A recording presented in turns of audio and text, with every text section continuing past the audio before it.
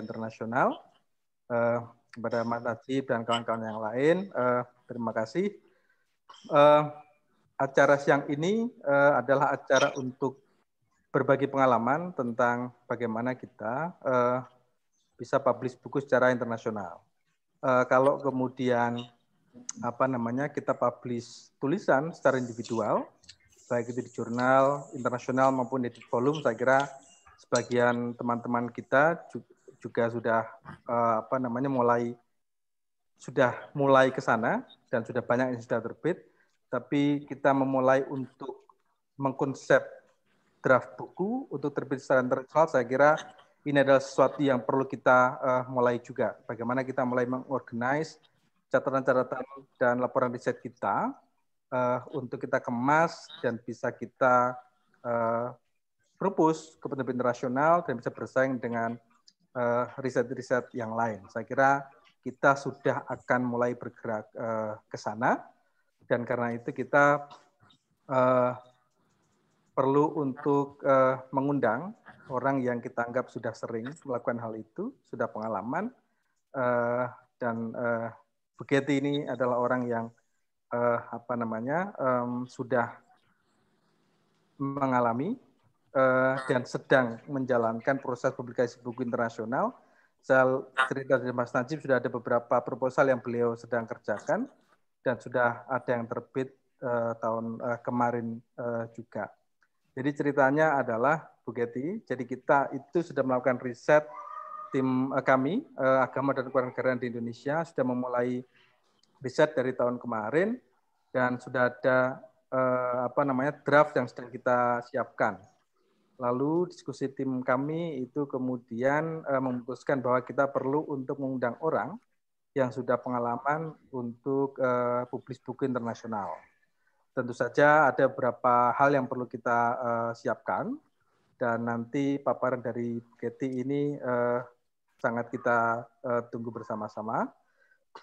Semoga ini menjadi titik awal bagi tim kami dan saya kira juga tim lain di PMB ataupun di LIPI untuk mulai bergerak ke arah sana. Jadi menyiapkan draft riset kita untuk publis secara internasional.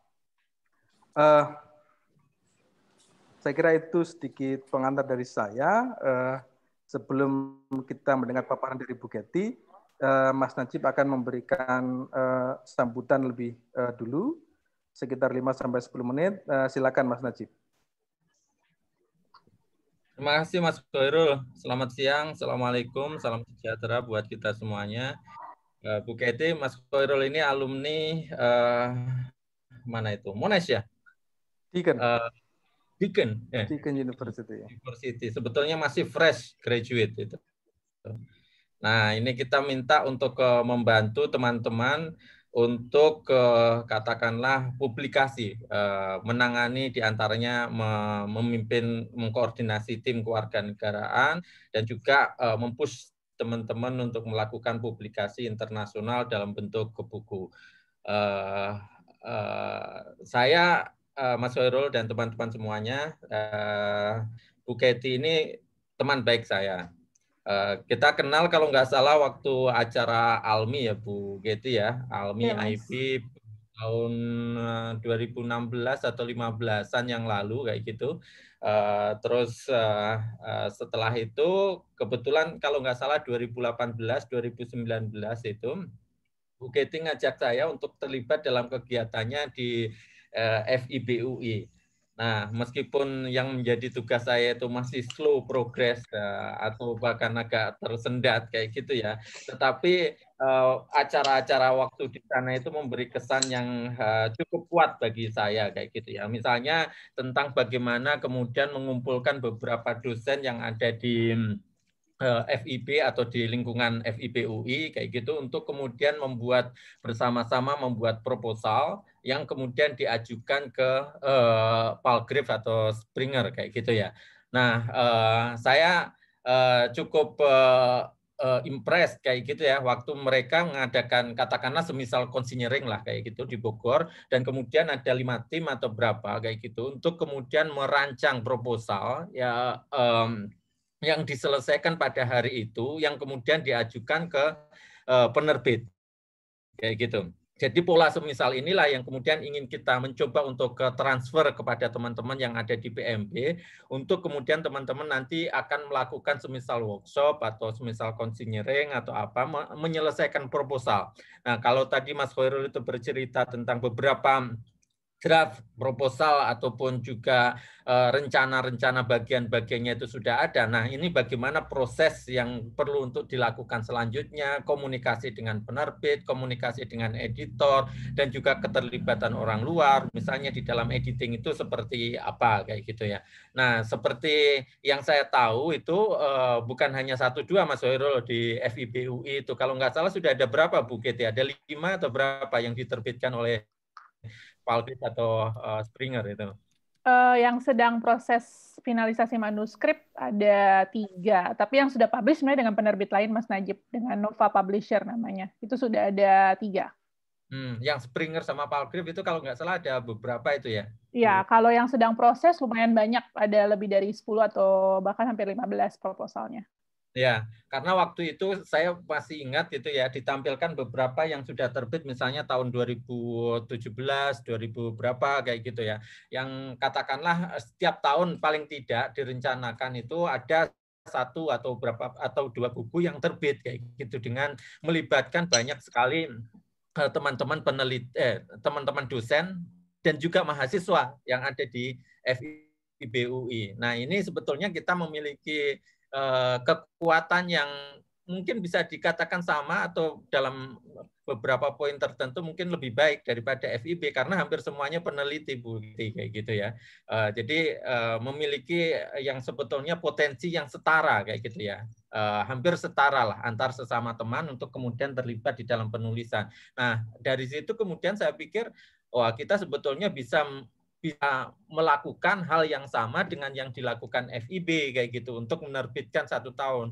Kita kan ada masalah kalau umpamanya di kampus kan harus menerbitkan juga. Nah, kita juga ada masalah yang berkaitan dengan kenaikan pangkat atau publikasi dan sebagainya. Nah, kalau umpamanya upaya itu hanya dilakukan bersifat individu-individu, mungkin agak berat. Makanya kita harus bergerak bersama-sama dengan teman-teman yang lain untuk memenuhi tuntutan ini, kayak gitu.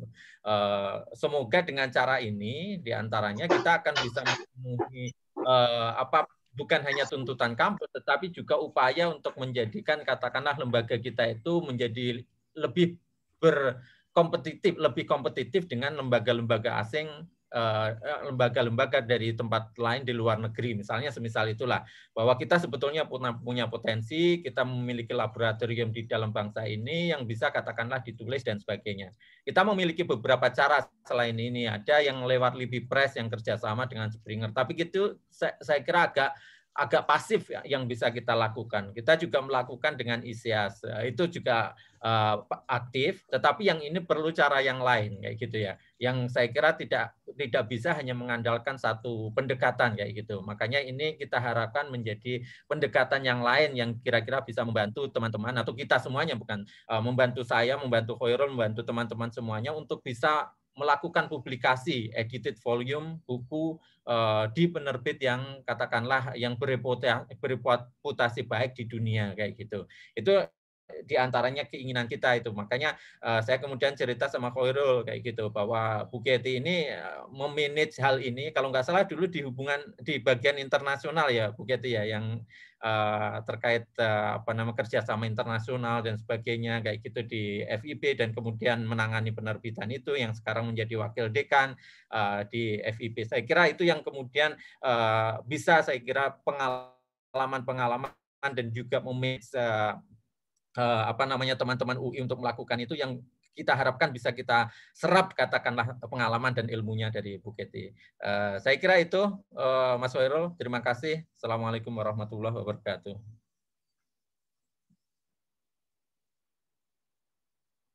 Waalaikumsalam warahmatullahi wabarakatuh. Terima kasih Mas Najib atas pengantarnya. Acara kita ini adalah acara yang pertama di kami tahun 2021. Dan barusan kita mendengar paparan dari kapus kita yang sangat visioner. Jadi teman-teman agar bersiap-siap ini tahun ini. Sebelum kita mulai mendengar paparan dari Bu Keti, saya ingin meng-highlight beberapa hal di CV Bu Getty yang saya kira penting untuk disampaikan kepada teman-teman semua. Bu Getty ini adalah dosen di Universitas Indonesia di program studi sarjana Inggris dan program studi pasca sarjana susastra FIB UI mulai dari tahun 2005. Beliau juga menjabat sebagai wakil dekan 1 Bu ya, bidang pendidikan, penelitian dan kemahasiswaan di FIB UI. Sebelumnya beliau menjabat sebagai ketua program studi sarjana Inggris. Beliau menamatkan PhD-nya di Department of Cultural Studies Lingnan University Hong Kong tahun 2013, menamatkan pendidikan masternya di Groningen, Belanda. Sebelumnya juga menyelesaikan pendidikan master di FIB UI. Peminatannya Cultural Studies, lalu kemudian S1-nya juga di UI FIB. Ada banyak sekali publikasi yang sudah diterbitkan oleh Bu Getty, mulai dari tulisan di jurnal, kemudian buku, lalu kemudian juga ada edited volume. Nah, tadi yang saya sebut di awal, ini ada satu edited volume yang sudah terbit tahun lalu, yang diedit oleh Bu Getty, itu terbitan dari Nova Publisher New York, Bu Getty ya. Jadi judulnya adalah Problematizing Representation in Popular Culture. Saya kira tahun ini atau tahun depan akan ada beberapa buku lagi yang kemudian terbit yang diedit oleh Bu Getty. Jadi silakan Bu Getty untuk memberikan paparan kepada kita, waktu sekitar 30 sampai 40 menit Bu Getty. Silakan. Baik, terima kasih. Saya izin share screen. Ya, silakan Bu. Ya, apakah sudah terlihat? Sudah. Oke, sebentar saya atur.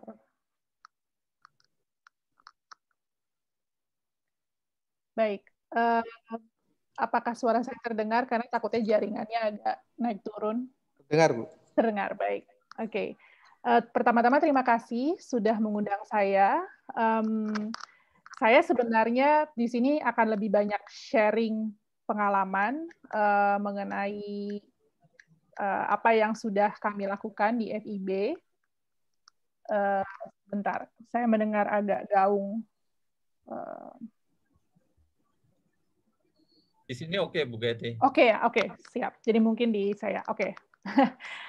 Jadi yang akan saya sampaikan lebih banyak dari pengalaman kami di FIB ketika dipaksa. Sebenarnya ini juga berdasarkan paksaan ya. Saya rasa teman-teman di LIPI juga paham ini, untuk melakukan publikasi secara internasional. Jadi sekedar latar belakang saja, ketika saya pertama kali terlibat dalam publikasi FIB itu sekitar tahun 2017, mungkin 2016 akhir, ketika UI membuat beberapa skema publikasi, bantuan dana publikasi. Lalu saya diminta tolong oleh fakultas untuk membantu para dosen-dosen di FIB. Nah, pada saat itu yang kami pikirkan adalah apa saja outlet publikasi yang bisa kita jajaki begitu. Nah, kebetulan dari UI sendiri membuka jalur jejaring dengan beberapa publisher internasional, dan pada saat itu adalah Palgrave dan Springer. Jadi dari situlah kemudian kami mulai menjajaki publikasi dalam bentuk buku, khususnya edited volume. Mengapa demikian? Karena track record publikasi terutama arts and humanities untuk jurnal internasional itu tidak sebesar di natural science atau ilmu kesehatan. Saya rasa ini sudah public knowledge ya, bahwa ketika kita di arts and humanities dan social science untuk publikasi di jurnal internasional itu saya tidak bilang mudah atau sulit gitu ya, tapi secara kesempatan itu memang tidak sebanyak yang bisa dilakukan oleh teman-teman di natural science atau ilmu kesehatan, sehingga memaksa kami untuk mencari alternatif-alternatif lain untuk publikasi dan diseminasi. Jadi yang kemudian harus kami lakukan pada saat itu adalah membangun sebuah budaya untuk para dosen-dosen dan mahasiswa itu untuk mulai berpikir publikasi selain ke jurnal itu apa sih sebenarnya begitu. Tentu internasional, karena kalau nasional mungkin sudah banyak yang berpengalaman. Nah, pada saat itu moto kami adalah kita semua apprentice gitu. Jadi nggak ada mau yang profesor, mau yang sudah malang melintang di dunia riset. Pada saat itu memang belum banyak publikasi internasionalnya. Kita semua apprentice. Profesor Melanie Budianta selalu mengatakan pada kami, walaupun beliau H-index-nya sudah 5, setiap kali beliau melakukan publikasi internasional itu selalu mulai dari 0. Semua mau kita profesor atau kita junior scholar, ketika masuk artikel kita di sebuah jurnal atau di sebuah publisher, itu kita diperlakukannya sama gitu. Jadi seperti Profesor Melanie selalu sharing, saya harus revisi 5, 6, 7 sampai 10 kali ya harus dijalani begitu. Nah, dengan demikian memang pada dasarnya proses publikasi itu tidak mudah. Mungkin saya memulai dengan disclaimer dulu ya Bapak Ibu. Proses publikasi itu tidak mudah, jalannya sangat berliku-liku, banyak halangan, mulai dari yang paling sederhana sampai yang paling kompleks. Dan di dalam presentasi hari ini saya akan fokus pada 2 hal yang dalam proses publikasi yang sudah kami lakukan selalu menjadi halangan, yaitu urusan novelty dan bahasa gitu untuk urusan publikasi internasional, karena 2 hal ini yang memang menjadi batu sandungan setiap kali kita seorang peneliti di Indonesia ingin publikasi internasional, terutama di dalam publikasi buku.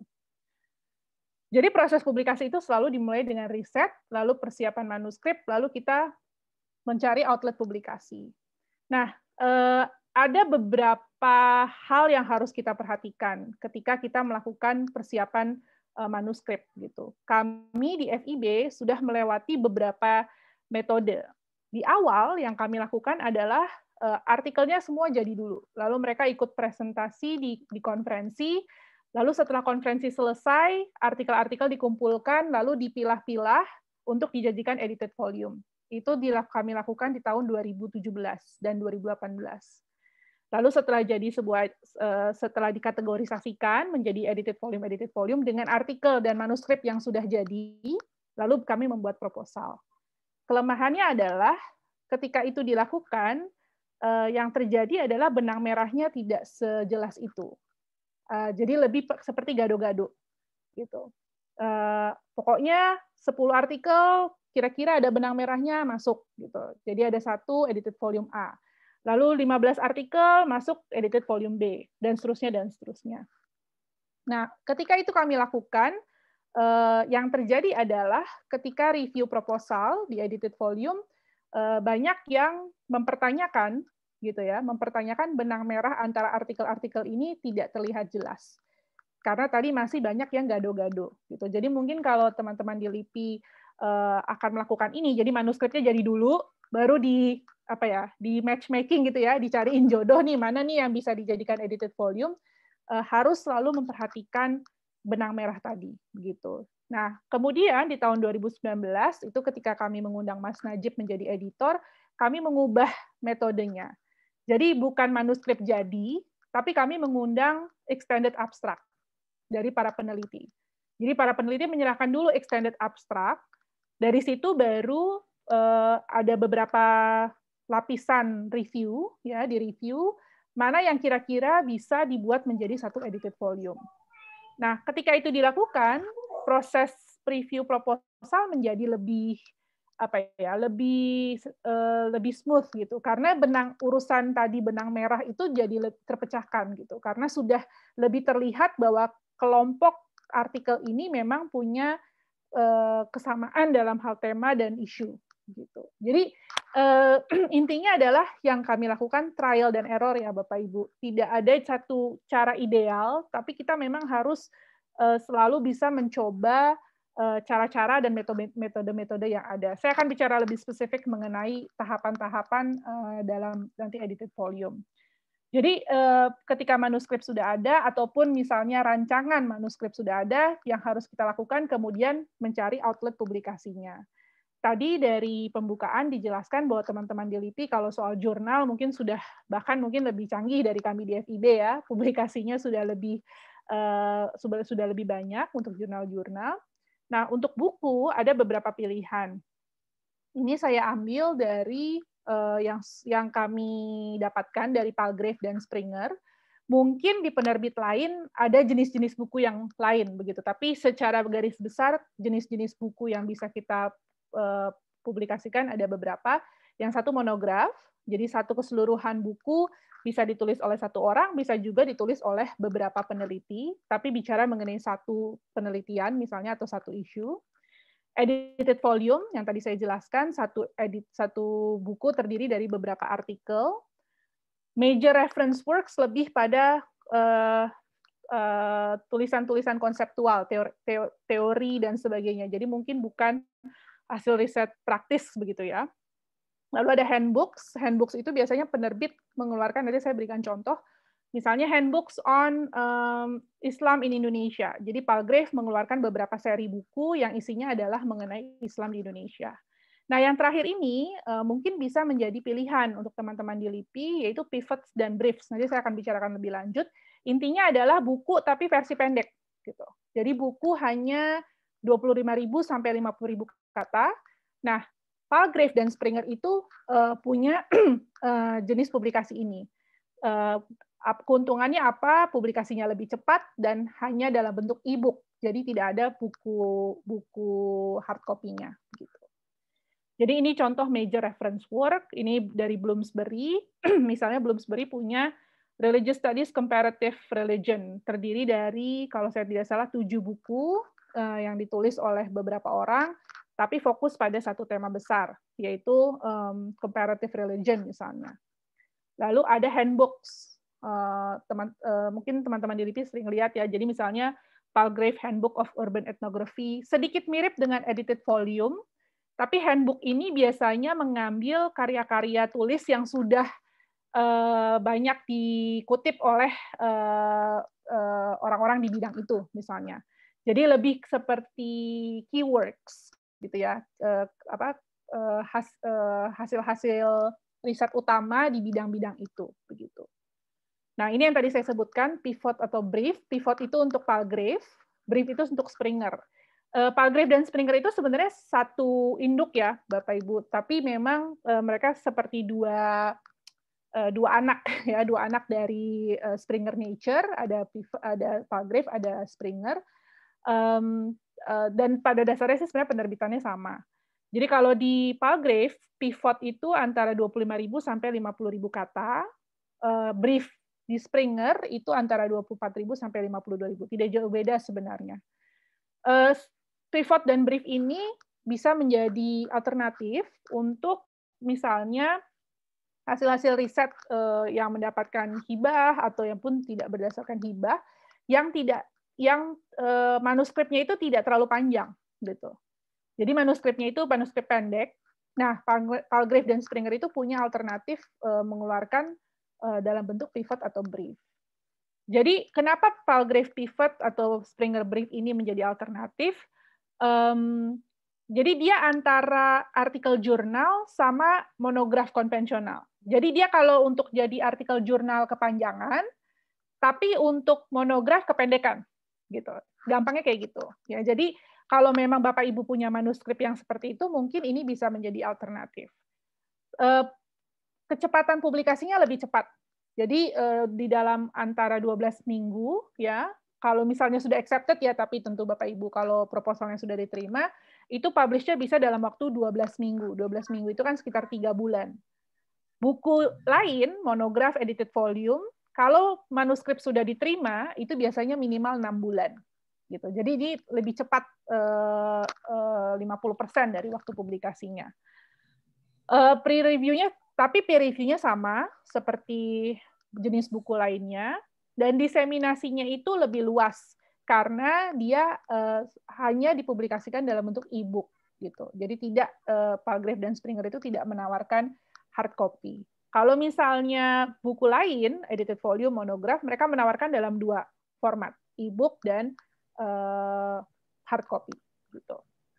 Jadi ini jenis-jenis buku yang bisa menjadi pilihan ya Bapak Ibu. Nah, untuk yang sudah kami lakukan di FIB adalah edited volume. Jadi pada dasarnya edited volume itu adalah kumpulan artikel-artikel di dalam satu tema besar gitu. Temanya bisa macam-macam, bisa sangat luas ya, bisa sangat singkat. Nah, kalau diperhatikan ini dari ada yang dari Palgrave, ada dari Springer, untuk judul mereka sangat concise gitu. Jadi Palgrave dan Springer itu kecenderungannya kalau memberikan judul itu sangat padat, pendek dan padat makna. Jadi misalnya narrative, philosophy, and life. Itu kan sebenarnya sangat luas ya, tapi hanya kata kunci itu saja yang muncul begitu. Atau racial and ethnic identities in the media. Jadi bahkan kalau tips dari Springer dan Palgrave, ada yang cenderung tidak mau memasukkan misalnya Southeast Asia atau Indonesia atau Europe gitu. Ya, tapi kalau memang itu menjadi inti dari si buku ini, biasanya boleh masuk Indonesia dan sebagainya. Contohnya salah satu buku dari FIB judulnya Trajectory of Memories misalnya. Jadi sangat singkat gitu. Judulnya tidak bertele-tele dan tidak terlalu panjang. Nah, apa sih sebenarnya yang dicari oleh publisher? Ini saya ambil dari Palgrave ketika mereka datang ke UI untuk presentasi. Tentu cutting edge and original research. Saya rasa ini di semua jenis publikasi ya, yang dicari adalah original research. Strong theoretical underpinning and grounding in the literature. International and regional appeal. Nah, ini ditekankan sekali oleh Palgrave dan Springer ketika kami bekerja sama dengan mereka. Jadi begini Bapak Ibu, kadang kita merasa bahwa buku kita ini tuh pasti laku gitu ya, atau buku kita ini tuh pasti dicari orang. Gitu. Tapi kemudian ketika kita kirim misalnya ke reviewer atau kita kirim ke publisher, salah satu komen reviewernya adalah international appeal-nya apa? Maksudnya begini, bagaimana scholar di seluruh dunia pentingnya apa sih baca buku kita ini gitu. Nah, jadi kita harus memang pada akhirnya sih tetap kapitalis ya Bapak Ibu ya. Kita harus bisa menjual apa appeal dari buku kita ini gitu. Nah, Palgrave dan Springer, kenapa kami kemudian bisa membuat jejaring dengan mereka? Karena mereka mencari pasar baru, yaitu Asia. Gitu. Karena sepertinya mereka ketika mencari penulis-penulis misalnya ya di Amerika terutama gitu ya, itu mungkin mereka tidak menemukan pasar penulis yang banyak gitu. Karena setahu saya, mungkin saya salah, tapi setahu saya di Amerika itu scholars itu lebih banyak mau publish di university publisher. Karena kalau mereka mau dapat tenure, mereka itu akan lebih, jadi kalau kita kumnya itu lebih tinggi kalau penerbit bukunya itu adalah university publisher, seperti Oxford University atau Michigan University. Jadi penerbit dari universitas begitu. Jadi mungkin Palgrave atau Springer atau bahkan Routledge gitu ya tidak terlalu punya pasar penulis gitu di Amerika dan mungkin juga di Eropa. Dan mereka memang bahkan membuka kantor khusus di Asia gitu ya untuk mencari potential writers dari Asia. Lalu relevant to ongoing debates in the academic field untuk bisa dipertimbangkan. Nah, ini nanti kaitannya erat dengan novelty tadi. Saya akan bicara lebih lanjut. Lalu connects with a clear audience. Di proposal, Bapak Ibu akan ditanya, audiensnya siapa? Apakah postgraduate student? Apakah practitioner? Ataukah scholar? Begitu. Jadi audiensnya itu harus jelas siapa. Gitu. Nah, selain mencari tadi hal-hal yang harus diperhatikan, ada istilah yang akan digunakan oleh Palgrave, Springer maupun saya rasa penerbit-penerbit lain, yaitu unique selling point atau USP. Ya, USP ini artinya adalah apa yang menjadi daya tarik atau bahkan nilai jual manuskrip yang kita tulis. Karena bagaimanapun juga Bapak Ibu, penerbit-penerbit ini kan juga bisnis company ya. Mereka kan perlu memastikan bahwa buku yang mereka kontrak gitu ya untuk dipublikasikan itu akan menjual. Karena bagaimanapun juga they need the income gitu kan. Lalu harus bisa memberikan alasan ke penerbit kenapa manuskrip kita layak dipublikasikan. Nanti saya akan tunjukkan di dalam proposalnya ada beberapa poin-poin yang mereka meminta kita untuk menjustifikasi kenapa buku kita itu mereka akan terbitkan untuk kita. Lalu terakhir, petakan posisi manuskrip kita di antara publikasi oleh penulis lain yang melakukan penelitian yang sama. Jadi di dalam proposal untuk Springer dan Palgrave, atau bahkan untuk beberapa publisher lain yang kami juga pernah jajaki, itu nanti ada satu section khusus, dia tanya, judul publikasi lain yang mirip dengan publikasi ini.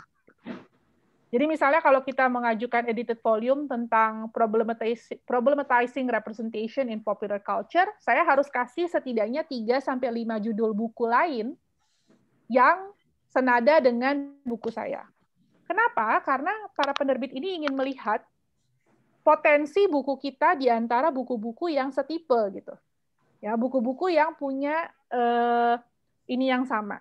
Nah, alasan lain yang saya rasa itu kaitan eratnya dengan novelty, penerbit juga pengen lihat sebenarnya nih si editor ya atau si penulis sadar gak sih kalau di luar sana tuh udah ada buku-buku yang di bidang yang sama gitu, di isu yang sama.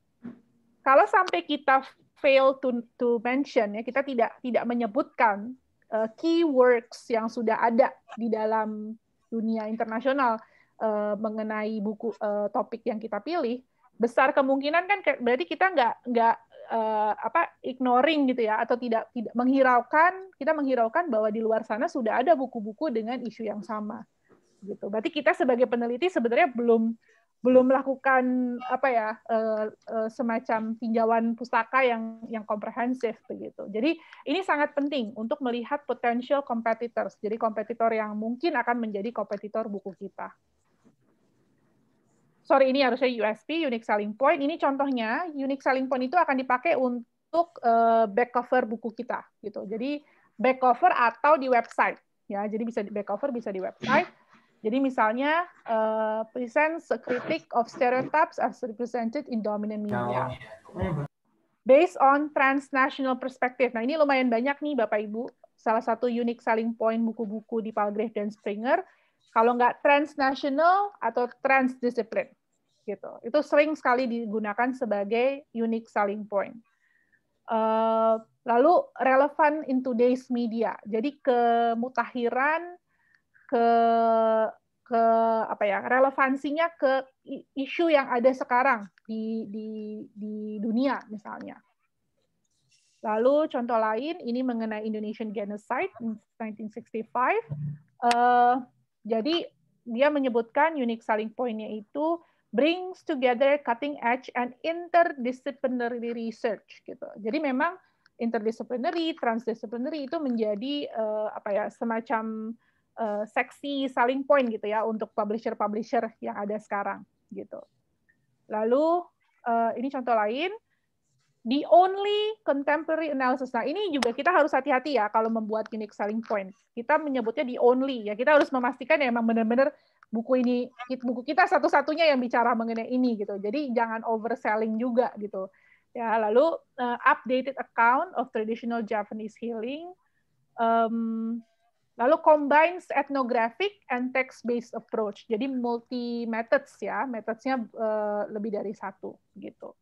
Jadi ini yang harus kita pikirkan ketika menyiapkan manuskrip dan proposal. Apa sih yang bisa kita jual dari buku kita ini untuk meyakinkan penerbit bahwa buku kita ini layak terbit. Nah, jadi isu pertama ketika kami kemudian menelaah proposal dan dari beberapa proposal yang kami kirim tidak semua diterima ya Bapak Ibu. Ada sebagian yang mereka sih nggak bilang ditolak, tapi intinya dibalikin terus gitu. Ada yang dibalikin sampai 3-4 kali, reviewernya masih bilang ini belum layak terbit, ini harus major revision dan sebagainya. Sehingga kami menyimpulkan ya memang buku ini atau proposal kami itu tidak bisa diterima begitu. Jadi salah satu yang menjadi masalah adalah novelty. Saya rasa Bapak Ibu di LIPI sudah paham ya istilah novelty ini. Atau kebaruan begitu kan. Jadi banyak dari manuskrip yang kami siapkan itu pada dasarnya menurut para reviewer kalimatnya adalah is not engaging in international scholarship. Jadi tidak berdiskusi atau tidak bercakap-cakap gitu ya dengan diskusi ilmiah yang ada di dunia internasional gitu. Jadi yang terjadi adalah para penulis di artikel di edited volume yang kami propose ini itu misalnya tinjauan pustakanya sangat lokal gitu. Jadi hanya melihat penelitian-penelitian mengenai isu itu di Indonesia. Ya mungkin yang membahas mengenai let's say manuskrip dari abad kesekian di Pulau Jawa itu memang hanya 2 atau 3 peneliti di Indonesia. Tapi kan bahwa yang meneliti manuskrip di abad sekian di negara-negara lain pasti ada begitu. Ya. Kemungkinan kelemahannya adalah karena kebanyakan atau beberapa artikel ini kan adalah artikel mahasiswa dosen yang diambil dari skripsi atau tesis ya.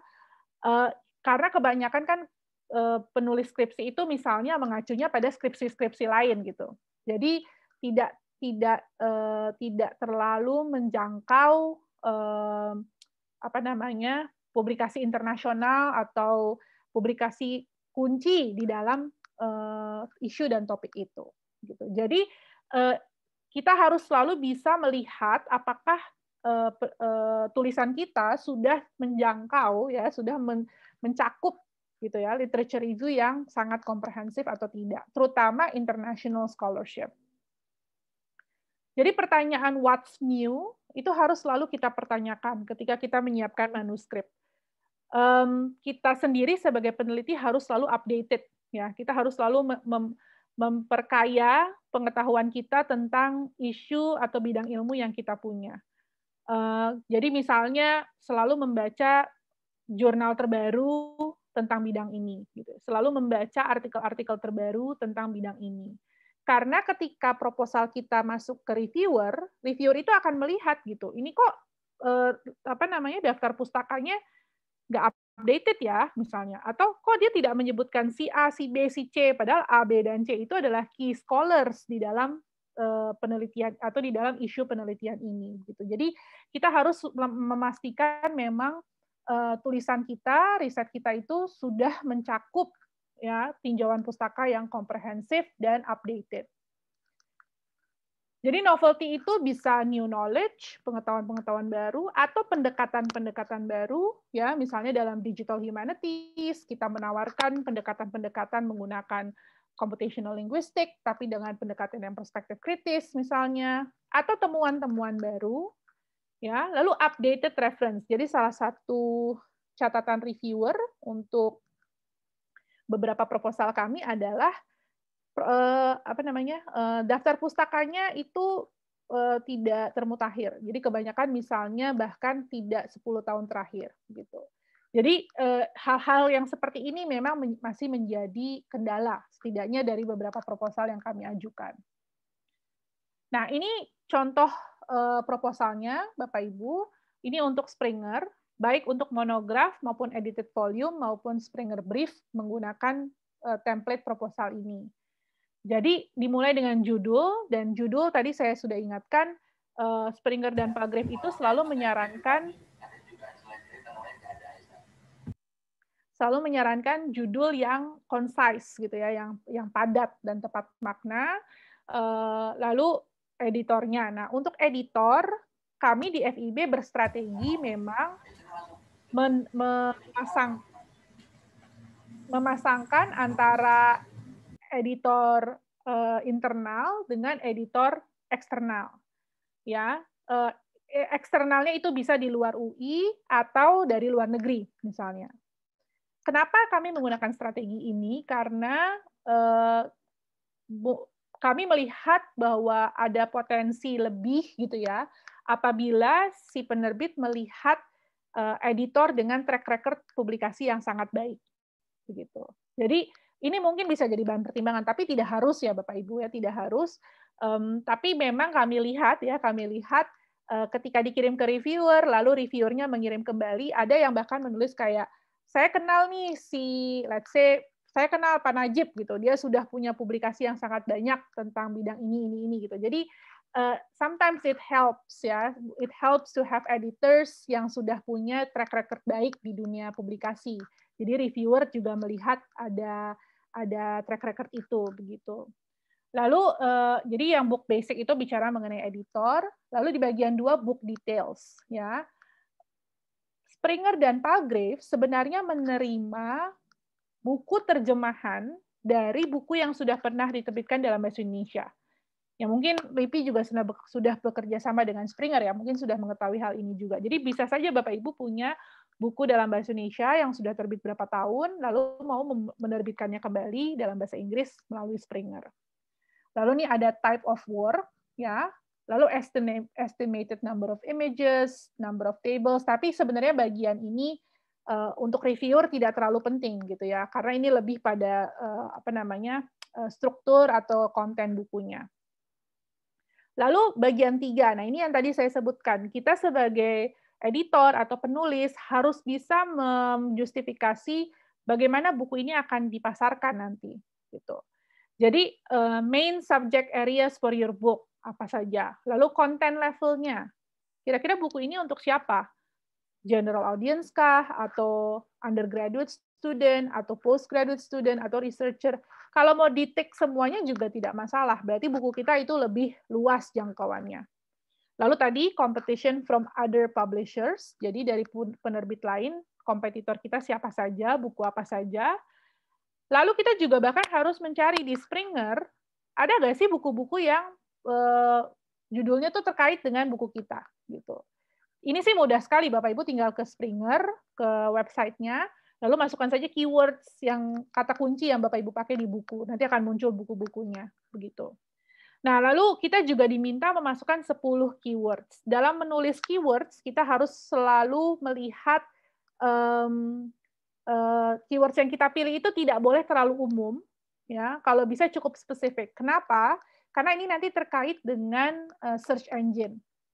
Jadi kalau Bapak Ibu ke Google Scholar atau ProQuest atau search engine apapun, keywords yang terlalu umum, nanti yang muncul adalah buku-buku lain yang jauh lebih sering dikutip dibandingin kita. Kan biasanya buku-buku baru itu munculnya di halaman kesekian ya, kalau Google Scholar gitu. Tapi kalau kita punya keywords yang sangat spesifik, yang lebih spesifik, itu bisa muncul lebih dulu gitu. Jadi akan memperbesar kemungkinan sitasi gitu ya, atau buku kita dibaca begitu.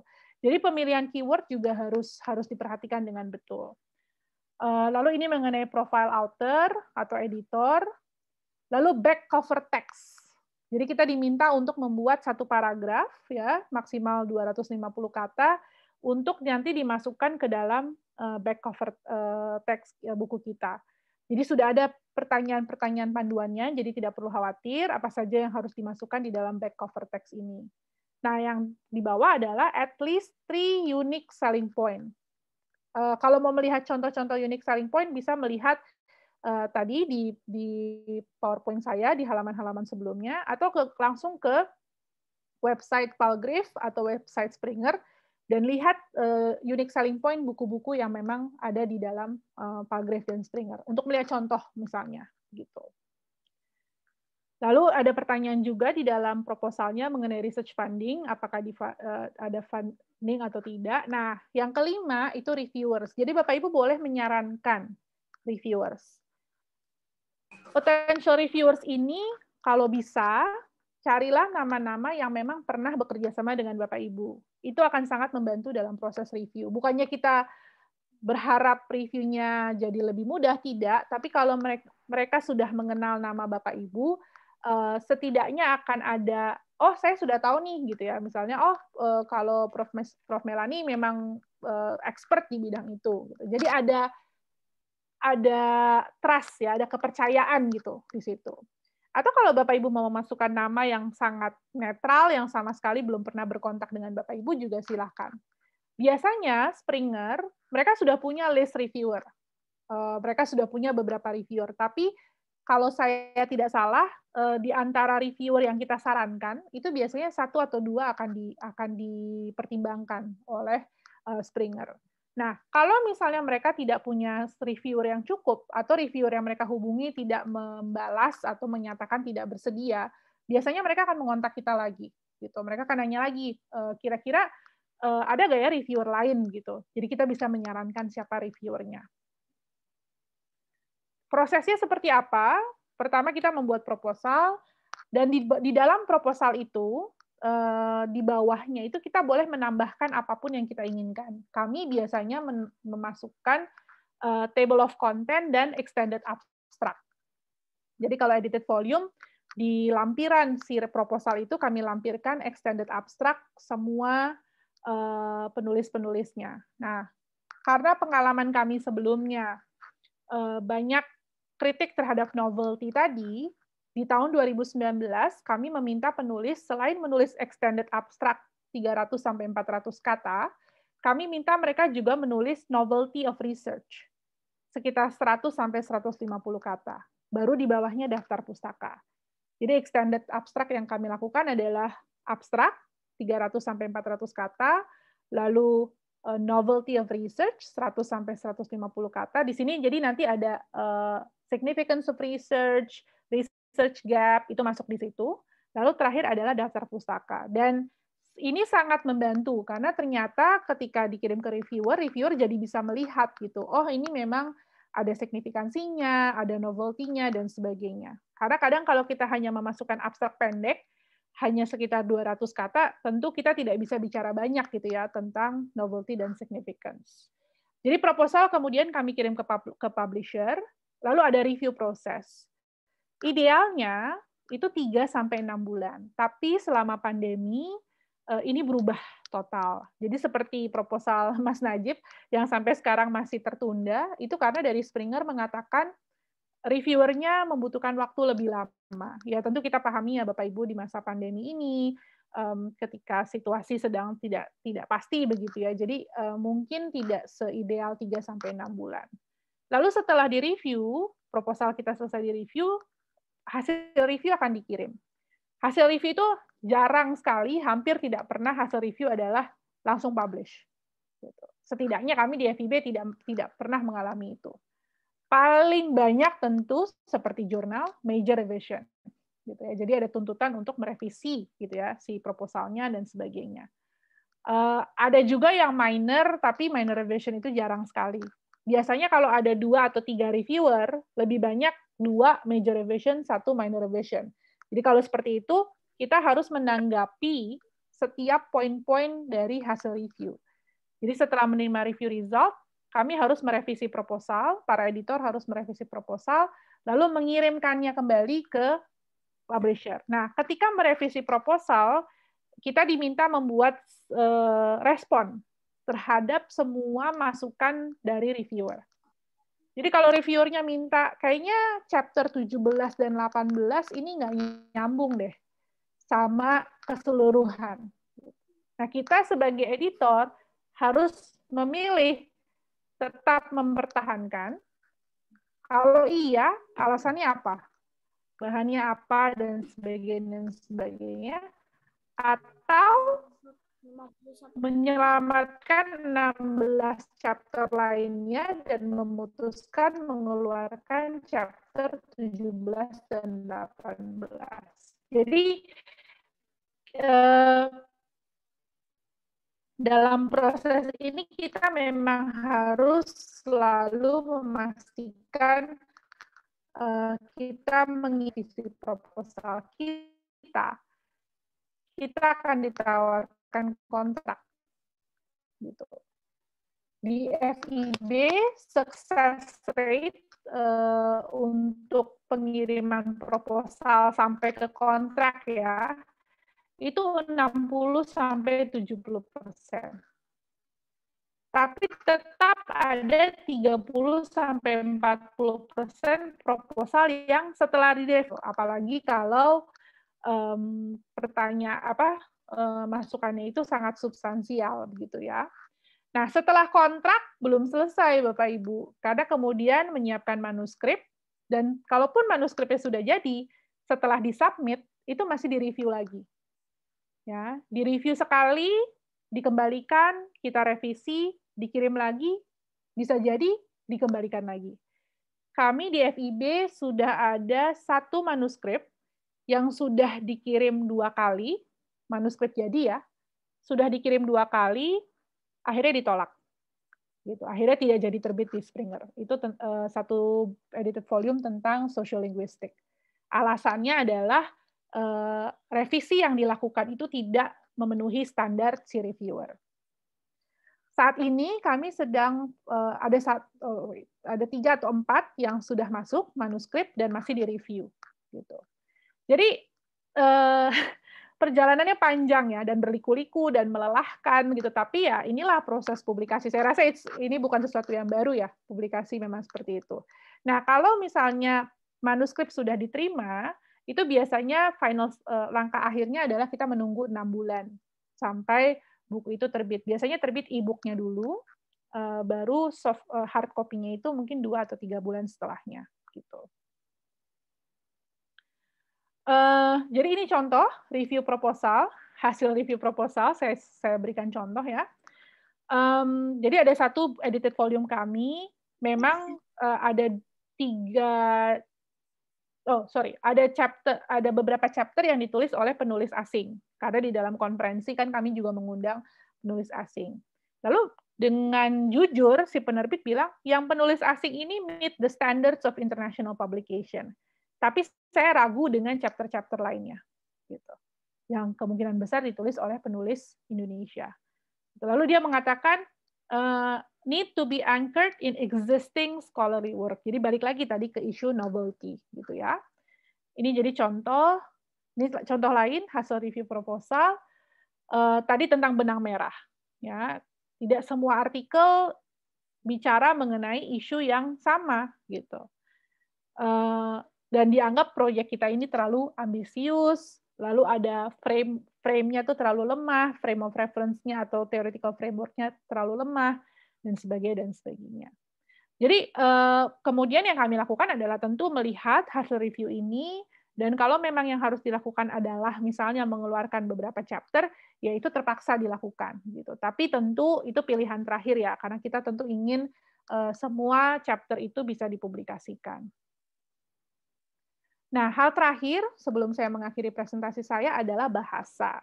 Jadi baru saja 2 hari yang lalu kami menerima hasil review manuskrip sebuah edited volume dengan editor profesor terkenal di FIB dan eksternal editornya adalah profesor terkenal dari Berkeley University ya. Tapi kemudian dikembalikan karena alasan utamanya adalah bahasa Inggrisnya. Jadi dikatakan bahwa ini bahasa Inggrisnya membutuhkan native speaker editor.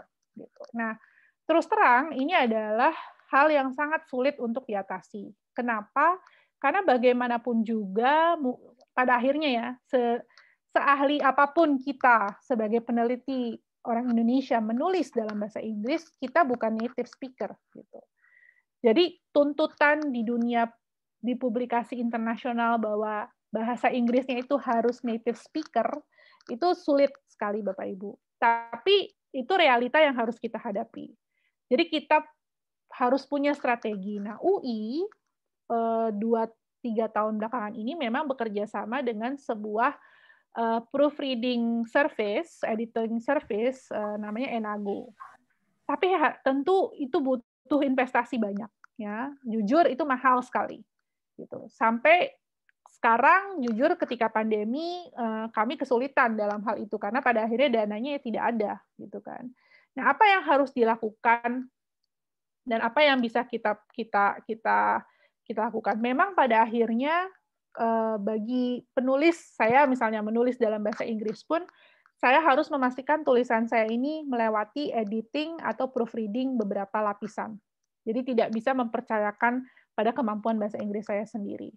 Kalau saya menulis dalam bahasa Indonesia, saya harus memastikan penerjemah saya memang betul-betul penerjemah yang handal, tapi juga penerjemah yang paham konten. Gitu. Karena yang terjadi di FIB, ketika kami menemukan artikel-artikel, biasanya kan yang menerjemahkan, karena dosen-dosen mendapatkan hibah, mereka mencari penerjemah tersendiri ya sendiri. Yang kami temukan adalah artikel-artikel yang penerjemahannya sangat word by word translation. Gitu. Jadi misalnya literal translation, dan literal translation itu tentu tidak baik ya, karena itu tidak menyampaikan makna dengan struktur bahasa yang dituju begitu. Jadi pada akhirnya mau sehebat apapun hasil penelitian kita, sehebat apapun kita bisa menulis dalam struktur tulisan ilmiah begitu ya, batu sandungan yang saat ini kami pun masih sangat struggling dalam mencari solusinya adalah bahasa. Gitu. Karena sudah sampai mau tahap publish nih, tapi masih dipermasalahkan bahasanya. Gitu. Jadi kemudian ya terpaksa kami mencari solusi, mencari native speaker, walaupun itu juga sulit ya, karena selain biaya yang besar, native speaker yang bersedia untuk mengedit keseluruhan buku dalam waktu yang cepat itu juga sangat sulit dicari. Gitu. Jadi memang kalau masih di tahap awal, saran dari kami adalah memastikan penulisan dalam bahasa Inggris maupun penerjemahan dalam bahasa Inggris itu memang dilakukan oleh expert atau seseorang yang handal dalam bidang penerjemahan atau dalam bidang penulisan artikel ilmiah dalam bahasa Inggris. Karena jangan sampai itu yang kemudian menjadi halangan ketika sudah waktunya publish seperti itu. Baik, mungkin saya akhiri di sini. Kita bisa diskusi lebih lanjut untuk hal-hal lainnya. Terima kasih. Terima kasih Bu Getty atas paparannya. Ini kalau bahasa para pegiat YouTube ini isinya daging semua ini Bu Getty. Jadi ini padat, berisi, dan saya kira sangat inspiring untuk kita semua. Saya kira ada banyak pertanyaan yang sudah disiapkan oleh Bapak-Bapak dan Ibu-Ibu. Saya juga tidak akan berlama-lama. Saya akan meng-highlight beberapa hal yang saya kira penting. Persoalan bahasa yang disebut oleh Bu Getty yang terakhir itu memang menjadi salah satu kendala utama, tidak hanya di UI, di LIPI, tapi saya kira juga banyak dari lembaga-lembaga di Indonesia, baik universitas maupun lembaga penelitian.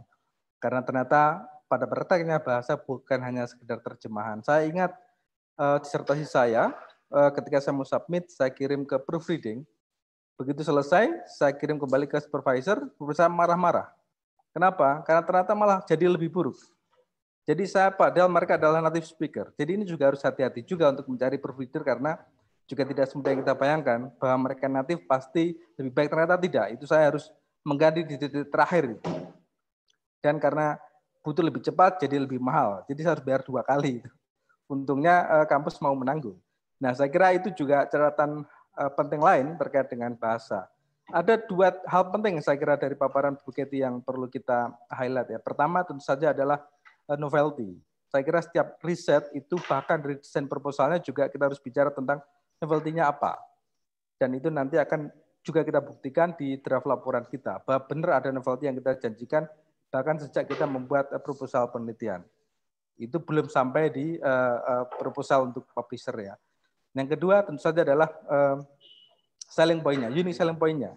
Ini seperti orang berdagang. Tentu saja kita harus bisa memastikan bahwa buku kita itu ada sesuatu yang baru, sesuatu yang unik. Ya, tadi Bu Getty menyebut bahwa biasanya yang paling sering dipakai adalah either dia itu transnational perspektif atau transdisiplin. Nah, itu juga bisa menjadi salah satu hal yang bisa kita persiapkan kalau kemudian kita mau mengajukan proposal ke penerbit internasional.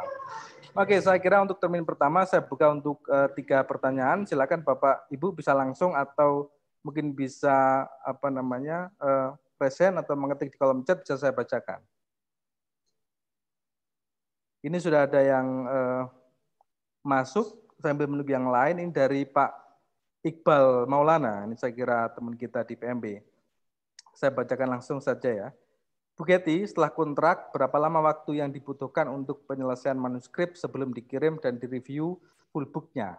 Karena kalau dituntut cepat, artinya sebelum mengirim proposal, draft buku kita harus sudah kurang lebih sudah selesai dituliskan.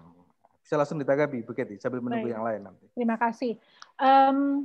Kalau kami, karena waktu itu prosesnya masih coba-coba ya, jadi di awal itu proposal dikirim, lalu ada kontrak, tapi setelah itu mempersiapkan manuskrip.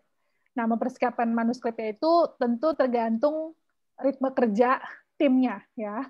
Karena kami di FIB editornya itu adalah dosen-dosen, jadi tentu tidak bisa secepat itu gitu. Jadi waktu itu ada yang sampai 6 bulan, bahkan ada yang sampai setahun baru selesai manuskripnya, lalu disubmit. Nah, ketika kita tanda tangan kontrak itu sebenarnya ada deadline, Bapak Ibu. Jadi kita di kontrak itu ada tulisan gitu ya, manuskrip is ready to be submitted misalnya Desember 2020.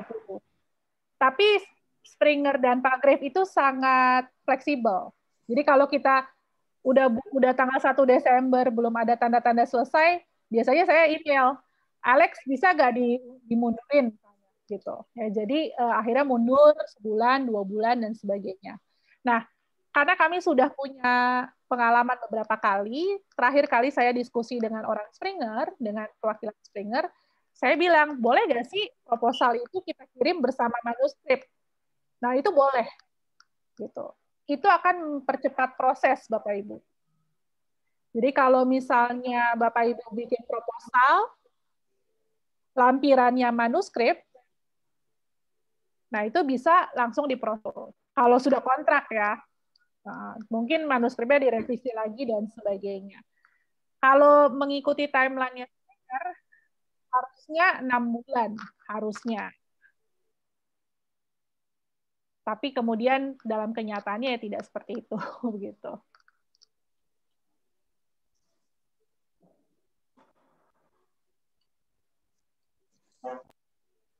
Oke, terima kasih Bu Kety. Ini Mas Najib sudah reset. Silakan Mas Najib. Ya, Bu Kety, terima kasih. Saya langsung terpikir yang teknis aja ini, Bu Kety. Jadi, iya, Mas.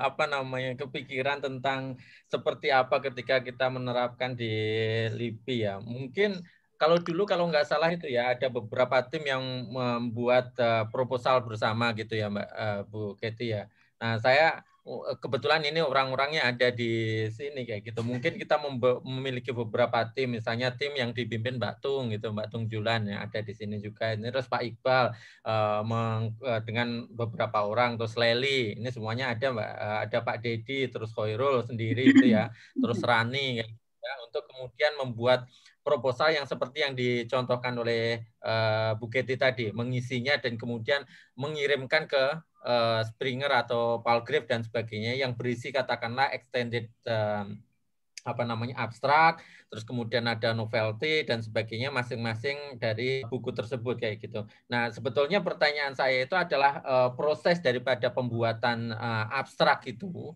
mungkin bisa diceritakan apa yang bukan abstrak ya, pengisian proposal itu dan kemudian submittingnya kepada Springer sama Palgrave, kemudian respon mereka, dan kemudian kontak misalnya dari Springer sama Palgrave itu yang mungkin kita bisa melalui jalan yang sama, kayak gitu proses-proses itu, Bu Kety. Terima kasih Mas Najib. Bisa langsung ditanggapi Bu Kety. Oke, thank you Mas Najib. Jadi kalau begitu saya jelaskan prosesnya ya Bapak Ibu ya. Jadi hal yang pertama bisa dilakukan adalah mengumpulkan beberapa potential articles misalnya, atau mengajukan seperti call for abstract begitu. Karena yang kami lakukan kemarin adalah memilih 8 tema, membuat 8 tema, lalu kami call for abstract, call for extended abstract. Nah, sorry Bu, itu call-nya untuk dalam UI sendiri atau orang luar juga? Kami karena ada konferensi, Pak. Jadi memang kami melalui konferensi gitu. Jadi ketika memilih 8 topik ini, memang karena ini konferensi berdasarkan expertise dari pembicara yang kami pilih, yang memang kami akan menjajaki sebagai international editor gitu. Jadi misalnya waktu itu Mas Najib sebagai editor untuk religion misalnya, ya, religion and society. Lalu ada satu mengenai environmental and sustainability misalnya gitu. Pada saat itu editor internasional itu kami pasangkan dengan editor dari FIB gitu. Jadi seperti Mas Najib berpasangan dengan Pak Naupal dari Prodi Filsafat tentang religion dan society. Ketika kami call for extended abstract, abstrak-abstrak yang masuk kemudian direview dan dipilih mana yang akan masuk ke edited volume yang bersangkutan. Nah, ketika sudah ada extended abstraknya, kemudian setelah selesai konferensi, para editor konsinyering di waktu itu kita di Bogor ya Mas Najib ya bersama-sama untuk menyusun. Jadi di Bogor itu ada 8 meja, setiap meja isinya ada 2 editor. Lalu 2 editor itu mengisi proposal yang tadi saya sampaikan gitu ya, mengisi proposal berdasarkan extended abstract yang sudah ada. Nah, kalau di tahap itu sudah menjadi hak prerogatif editor untuk menentukan chapter-chapter mana yang masuk.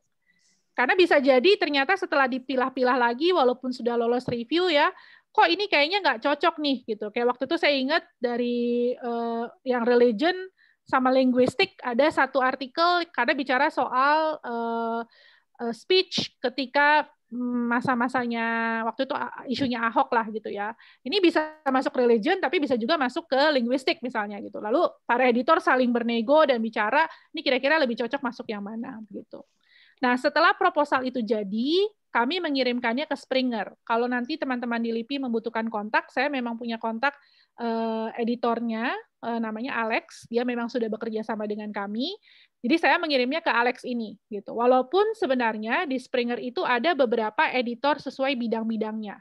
Jadi nanti linguistik atau education itu ada satu editor, gender, social science dan sebagainya ada editor lain gitu. Kalau mau ke Palgrave itu ada lagi, editornya namanya Visal, itu beda lagi. Jadi nanti proposal ini kemudian dikirim ke Springer. Nah, Springer kemudian mengirimkannya ke reviewer. Ke reviewer minimal 2 reviewer, maksimal 3-4 reviewer. Kenapa mengirimnya sampai 4 reviewer? Karena tidak semua reviewer itu bersedia mereview, gitu kan. Nah, jadi kadang-kadang kami menerima ada yang dari 2 reviewer, ada yang dari 3, atau yang dari 4 reviewer. Nah, setelah itu menunggu. Kita menunggu sampai hasil reviewnya kembali ke kita. Nah, ketika kembali, Springer akan meminta kita merevisi proposalnya atau memberikan respon terhadap hasil reviewnya. Gitu. Nah, kalau sudah direspon, kita kirim kembali, di situ baru Springer akan mengatakan kontrak atau tidak. Nah, kadang ada yang kemarin dari DAPAN Mas Najib yang kita kirim, tapi memang kemarin kami mengirim 2 gelombang. Jadi gelombang pertama kami memasukkan 4 proposal, gelombang kedua 4 proposal. Gelombang Mas Najib memang waktu itu, proposal Mas Najib waktu itu memang masuk gelombang kedua. Jadi agak beda berapa bulan gitu ya. Nah, gelombang pertama itu masuk sebelum COVID. Jadi mungkin proses reviewnya lebih cepat karena kita belum terkena COVID waktu itu. Jadi dalam waktu 4-5 bulan sudah dikembalikan ke tim publikasi FIB. Itu kira-kira bulan September, Oktober, lalu November, Desember kontrak dibuat dan ditandatangani kontraknya bulan Desember kemarin. Gitu. Jadi kalau memang mungkin bukan dalam situasi pandemi atau mungkin bukan dalam situasi seperti ini, prosesnya lumayan cepat ya review proposal. Tapi ini untuk proposal yang langsung ACC kontrak ya Bapak Ibu ya. Tidak ada jaminan semua seperti itu. Kami juga pernah mengalami yang udah bolak-balik berapa kali, tetap aja nggak ditawarin kontrak gitu. Berarti kemungkinan besar memang tidak disetujui gitu. Nah kalau memang kontrak itu sudah dilampirkan dengan manuskrip, info yang saya dapat dari Springer adalah manuskripnya itu sudah langsung direview. Gitu. Jadi tidak lagi menunggu proses setelah kontrak baru menyiapkan manuskrip, tapi ketika kontrak maka manuskripnya langsung direview, tidak perlu lagi menunggu. Nah itu mungkin mempercepat prosesnya. Gitu. Jadi kalau ditanya strategi terbaik apa, saya tidak tahu situasi yang ada di LIPI seperti apa. Apakah manuskripnya sudah jadi, artikel-artikelnya sudah jadi, atau baru akan membuat abstraknya atau sebagainya. Kami sudah mencoba dua-duanya. Pernah mencoba yang manuskripnya sudah jadi, tapi tadi jadinya gado-gado karena ketika menulis artikel kan kita nggak kepikiran ini akan masuk edited volume, kita nulis aja gitu artikel ya.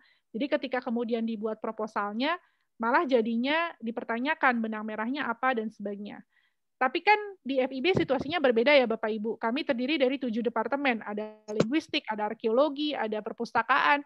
Jadi mau mengelompokkan artikel-artikel juga tidak semudah itu gitu karena sangat beragam gitu ya. Mungkin kalau di tim agama dan kewarganegaraan memang tema-temanya memang sudah ada benang merahnya, jadi mungkin jauh lebih mudah gitu. Jadi menurut saya sih dilihat saja yang sudah ada apa. Dari situ kira-kira mau pakai cara yang mana? Mau pakai yang extended abstract atau mau yang langsung manuskrip jadi? Seperti itu. Oke, terima kasih Bu Kety. Saya kira memang kalau situasi di PMB memang kita sudah punya banyak sekali naskah, Bu. Riset-riset terkait tema-tema tertentu yang sudah puluhan tahun dilakukan. banyak sekali naskahnya, tapi memang PR-nya memang benang merahnya harus kuat. Nah, itu akan jadi PR bersama dulu. Itu pun nanti kita juga perlu harus memilih kumpulan naskah yang sangat banyak sekali. Kalau di tim kami, Agama dan Kewarganegaraan, karena itu memang bagian dari satu riset project. Jadi kalau benang merahnya, karena sudah desain dari awal ya, saya kira itu sudah oke, tinggal mungkin pekerjaan berikutnya adalah memastikan tentang novelty dan unique selling point-nya. Itu nanti yang perlu kita diskusikan bersama-sama. Ini ada pertanyaan lain yang sudah masuk, saya bacakan langsung saja. Ini dari Pak Hari Wahyudi dari Surabaya. Pertanyaannya adalah, adakah batasan minimal dan maksimal chapter dalam pengerjaan proposal? Dan apa harus lintas institusi? Kemudian yang kedua dari Pak Badrus Solain dari UIN, anggota tim kita juga. Apakah boleh proposal ditulis ketika manuskrip baru 50%? Bisa langsung direspon, Bu Kety. Oke, terima kasih. Untuk batasan minimal dan maksimal chapter, Springer sih tidak pernah memberikan itu. Tapi memang ketika pertama kali kami membuat proposal edited volume itu, kita punya edited volume yang sampai 22 chapter. Lalu oleh si orang Springernya dibilang, ini kayaknya kurang baik gitu ya, karena kalau 22 itu udah hampir kayak proceeding konferensi gitu kan, karena banyak gitu. Jadi dia menyarankan ideal itu sebenarnya di bawah 20. Itu pun masih agak terlalu banyak. Tahun berikutnya, karena kami belajar dari pengalaman itu, kami membatasi chapter itu maksimal 15, tapi minimal 10. Gitu. Karena kalau kurang dari 10, nanti malah jadinya jumlah halamannya itu tidak signifikan untuk dijadikan edited volume. Gitu. Tapi kalau Bapak Ibu lihat di Springer atau Palgrave, saya bahkan melihat ada yang hanya 8 chapter, hanya 9 chapter begitu. Tapi setiap chapter itu halamannya banyak gitu. Ya, jadi memang tergantung, karena kan juga tergantung keilmuannya ya. Ada beberapa keilmuan seperti linguistik misalnya, yang chapternya tuh tebel-tebel karena datanya tabel-tabelnya banyak dan sebagainya gitu. Jadi kalau kami di Arts and Humanities, setidaknya kami di tim publikasi FIB, itu mungkin antara 9-10 chapter minimal, maksimal itu 15-16 chapter. Apakah harus lintas institusi? Selama ini kami tidak terlalu dipermasalahkan, walaupun saya yakin sebenarnya itu masalah. Karena kami misalnya dari 16 chapter, paling hanya 1 atau 2 yang dari institusi lain. Karena kan dari konferensi ya, kalau konferensi kan bisa dari institusi lain. Sisanya itu FIB. Tapi kami biasanya juga, mungkin ini strategi ya, karena biasanya artikel itu kan ditulis antara dosen dan mahasiswa. Jadi kalau mahasiswa pasca, kami minta mahasiswa pascanya itu selain memasukkan institusi UI, juga memasukkan institusi yang di luar UI. Gitu. Jadi misalnya dia pengajar di BINUS, gitu. Jadi dia masukinnya UI dan BINUS. Gitu. Jadi supaya ada variasi. Sejauh ini tidak ada masalah, tapi kecurigaan kami adalah karena Springer punya kerjasama dengan UI, jadi mungkin mereka seperti turn a blind eye lah gitu ya untuk itu. Yang sangat tidak disarankan oleh Springer adalah bahwa si editor punya banyak artikel di dalam edited volume-nya. Gitu. Jadi misalnya saya editor, lalu di dalam edited volume saya itu ada 16 artikel, tapi 4 artikel itu tulisan saya dan mahasiswa saya. Nah itu dia agak tidak terlalu merekomendasikan gitu. Jadi dia menyarankan memang kalaupun si editor punya chapter di dalam edited volume-nya ya paling hanya 1 lah gitu. Jangan isinya artikel kita semua misalnya begitu. Lalu apakah boleh proposal ditulis ketika manuskrip baru 50%? Boleh sekali. Bahkan baru ada abstrak pun boleh membuat proposal. Gitu. Jadi proposal itu bisa ditulis dengan lampiran abstrak atau lampiran draft manuskrip atau lampirannya full manuskrip. Gitu. Jadi itu masih diizinkan. Gitu. Oke, terima kasih Bu Kety. Silakan teman-teman yang lain yang mau bertanya atau menyampaikan komentar atau masukan, silakan.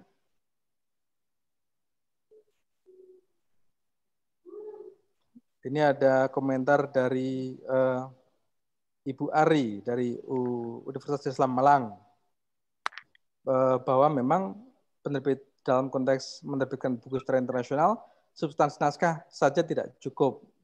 Bahasa Inggris yang memenuhi standar internasional itu memang jadi hal utama seperti disebutkan oleh Bu Kety tadi. Ini kalau tidak ada yang bertanya, saya bertanya nih Bu Kety. Jadi tadi Silakan, Bu Kety Pak. menyebutkan bahwa proses penerbitan buku internasional ini kan proses yang memakan waktu yang lama. Bahkan editingnya saja sebelum pandemi bisa makan waktu 3-6 bulan. Itu belum persiapan di awalnya, mendiskusikan proposalnya, lalu kemudian pengerjaan naskahnya yang belum juga langsung bisa di-approve. Gitu. Pasti ada revisi berkali-kali. Nah, sebenarnya dalam proses yang panjang itu, di poin mana yang kemudian itu sangat melelahkan. Karena ini sesuatu pekerjaan memang harus kita kerjakan persoalannya. Jadi kita harus menyiapkan mentalnya. Jadi di poin mana yang pengalaman Bu Kety itu terasa sangat melelahkan dan rasanya kayaknya cukup sampai di sini sajalah. Gitu Bu. Bisa sharing Bu. Terima kasih. Oke, terima kasih. Mungkin saya jawab dulu pertanyaan Bu Ari Ambarwati ya. Apa strategi yang kami lakukan dalam hal bahasa? Memang solusi terbaik adalah mencari proofreader atau editor yang memang punya kualifikasi yang baik. Tidak harus native speaker. Tadi seperti pengalaman Pak Khairul bahwa udah native speaker aja ternyata malah lebih jelek gitu ya. Karena memang tidak semua native speaker itu bisa menulis dengan baik gitu. Jadi native speaker yang seperti apa dulu gitu. Kami biasanya memang menggunakan karena kami ada lembaga bahasa internasional yang punya penerjemah-penerjemah handal gitu ya. Kami biasanya memang mengandalkan penerjemah-penerjemah itu, proofreader itu. Tapi makin ke sini kami juga melihat ternyata specialty atau latar belakang keilmuan itu penting. Gitu. Jadi kalau penerjemahnya sama sekali nggak punya konteks terhadap isi dari artikel kita, itu jadi masalah besar. Gitu. Jadi memang yang harus dipastikan adalah si penerjemah atau editor atau proofreader-nya itu punya knowledge atau latar belakang pengetahuan tentang topik yang ada, gitu. Itu penting menurut saya karena penerjemahannya pun menjadi lebih masuk akal gitu ya dan lebih berterima dalam hal keilmuannya. Jadi itu salah satu strategi yang bisa saya tawarkan. Breaking point atau titik kejenuhan jadi kalau di FIB itu Pak, tim publikasinya itu cuma 2 orang. Saya dan staf saya namanya Sekar. Jadi sebelum saya jadi WD1, kami mengangkat diri sendiri menjadi tim publikasi. Jadi nggak di FIB itu nggak ada unit publikasi, itu nggak ada. Jadi kami menawarkan bersukarela gitu ya, mengerjakan untuk para dosen-dosen. Yang melelahkan itu adalah berhadapan dengan para penulisnya. Karena para penulis ini kadang merasa apalagi sih yang harus diedit, apalagi sih yang harus direvisi gitu. Jadi editor-editor itu udah capek gitu loh. Pak, ini memang masih harus direvisi gitu. Terus kita nunggu revisiannya, nggak dikirim-kirim juga gitu kan. Padahal kan kita mengejar waktu begitu ya. Jadi memang harus ada komitmen terhadap proses ini gitu. Nah, yang terjadi di FIB karena kebanyakan mahasiswa pascanya sudah pada lulus, kalau udah lulus kan mereka juga udah kayak buat apa lagi gitu ya kita ngerjain ini gitu. Jadi akhirnya dosennya yang harus mengerjakan. Nah, dosennya banyak yang sibuk lah dan sebagainya. Jadi lebih ke apa ya Pak, hubungan personal dengan para penulis ini yang membuat pekerjaan ini jadi sangat melelahkan. Kalau ke penerbitnya, jujur kami punya hubungan yang sangat baik dengan Springer dan Palgrave, terutama dengan Springer ya.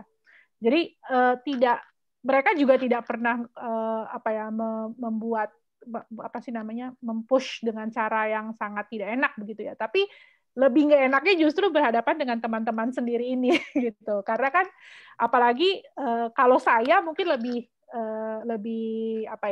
enak karena kan kolega. Nah, kalau staf saya kan ada relasi kuasa juga ya. Jadi misalnya dia menanyakan kapan di-submit lagi, atau ini harus di-proofread lagi, atau ini harus diedit lagi. Nah, itu yang akhirnya lamanya di situ, dan itu yang membuat frustasi gitu. Jadi menurut saya memang dalam proyek-proyek seperti ini, hal yang paling penting adalah komitmen semua yang terlibat untuk mengikuti dari awal sampai titik darah penghabisan. Pokoknya sampai publish itu semua harus betul-betul berkomitmen untuk ikut gitu. Karena kalau tidak, yang kerja, yang capek ya editor dan tim yang mengurusnya saja, begitu Pak. Oke, terima kasih Bu Kety. Saya kira itu memang persoalan yang dialami di banyak tempat ternyata. Tidak hanya dalam soal itu, dalam soal laporan riset juga sama. Jadi mungkin kalau Di LIPI, Bu, kita tuh punya ruang namanya ruang AHU. Itu ruang khusus nongkrong. Jadi mungkin sering ngopi bareng. Ini ada pegiatnya, ada Mas Usman di sini juga nih. Jadi memang harus sering ngopi bareng sepertinya itu. Oh ya, soal proofreading itu memang agak tricky ya. Memang harus hati-hati. Kalau pengalaman saya sebenarnya tadi itu adalah rekomendasi dari kampus. Jadi kampus menyediakan listnya. Tapi orang yang saya incer sebenarnya itu kebetulan penuh. Dia tidak bisa mengedit tulisan saya yang harus segera disubmit. Jadi saya pakai pilihan yang terakhir. Nah, celakanya adalah saya tidak sempat mengecek seberapa lama pengalaman orang ini bekerja sebagai proofreader.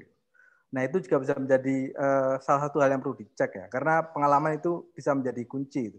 Jadi ternyata setelah saya cek, orang yang mengedit itu ternyata tidak punya track record yang lama untuk mengedit. Mungkin dia sering mengedit tulisan-tulisan pendek atau mungkin hanya skripsi gitu ya. Disertasi itu kan panjang dan lama, temanya juga lebih spesifik, jadi itu lebih rumit gitu. Jadi itu bisa menjadi hal lain yang perlu dicek.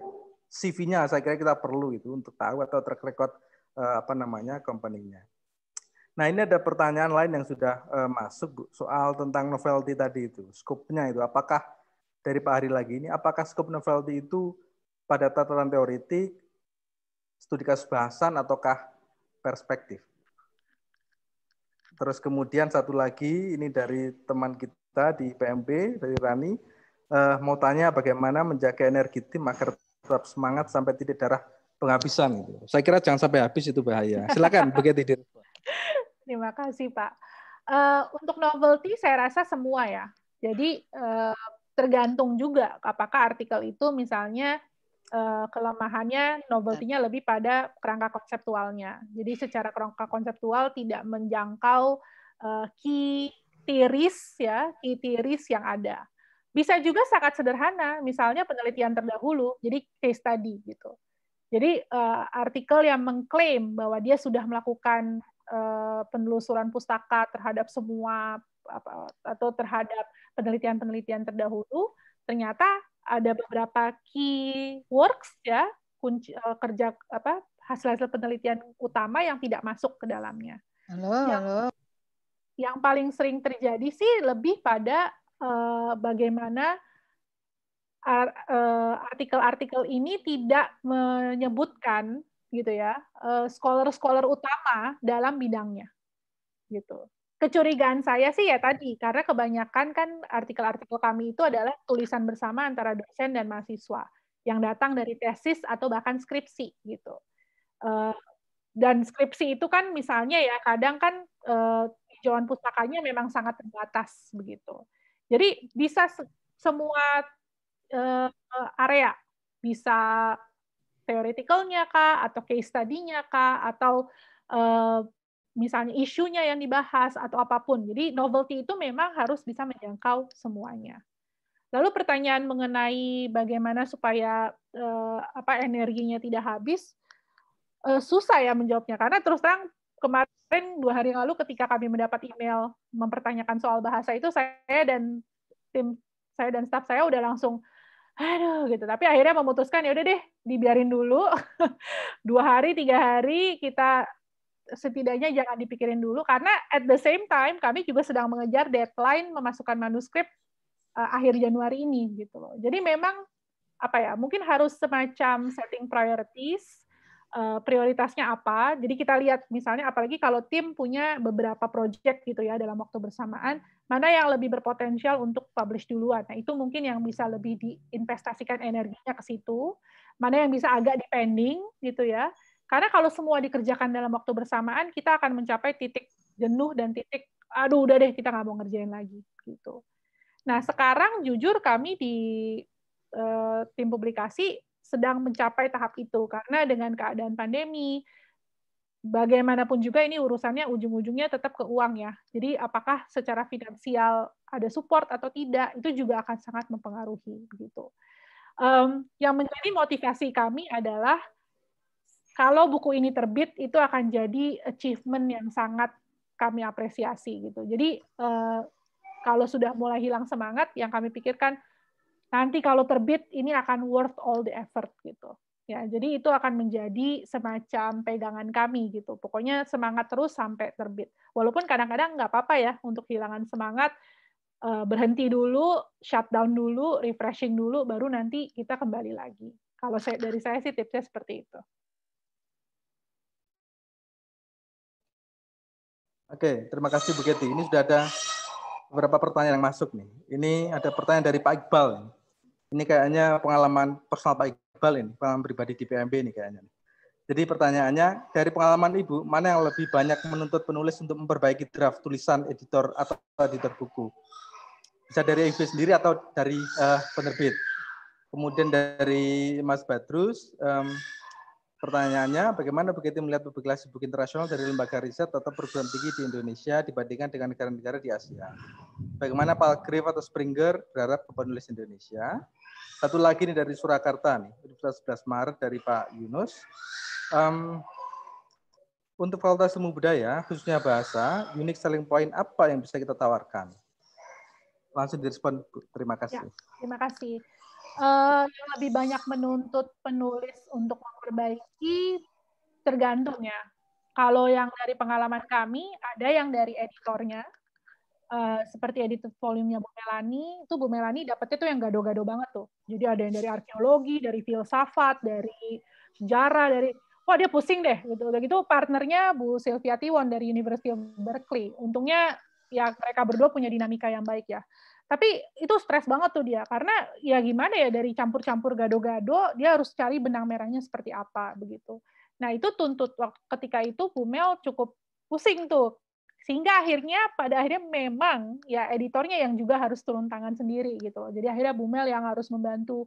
Ini lebih baik fokusnya ke sini, strukturnya begini dan sebagainya gitu. Tapi menurut saya sih yang lebih berat memang kalau tuntutan dari reviewernya itu sulit untuk dipenuhi gitu ya. Karena kan reviewer kadang punya standar ketinggian ya. Maksudnya mereka punya standar yang memang tinggi gitu ya. Dan kalau misalnya kita sebagai editor merasa bukannya nggak bisa, tapi tidak mungkin dilakukan. Jadi salah satu edited volume itu tentang teaching, language teaching, editornya Bu Cecilia Halimi. Itu ada satu reviewer yang minta risetnya itu diperluas gitu atau ditambah datanya. Padahal kan risetnya sudah selesai. Mahasiswanya sudah lulus, tidak mungkin lagi riset itu dilakukan seperti itu. Lalu Bu Sisil bilang oke. Lalu dia bilang ke reviewernya, ini apa adanya. Kalau memang ini tidak sesuai dengan standar Springer atau Palgrave, ya sudah terpaksa artikel itu tidak dimasukkan gitu. Jadi memang negosiasi gitu ya, itu akhirnya menjadi perlu gitu. Karena ini bukan tuntutan Springer dan Palgrave ya Bapak Ibu, tapi Springer dan Palgrave itu kan mediator. Di balik mereka tuh ada reviewer gitu. Nah, mereka kalau Palgrave dan Springer sih saya lihat lebih pada ya kalau bisa publish. Mereka justru lebih sangat mempush gitu ya untuk publish gitu. Tapi kan mereka harus mengikuti expertnya ini siapa? Reviewernya ini gitu.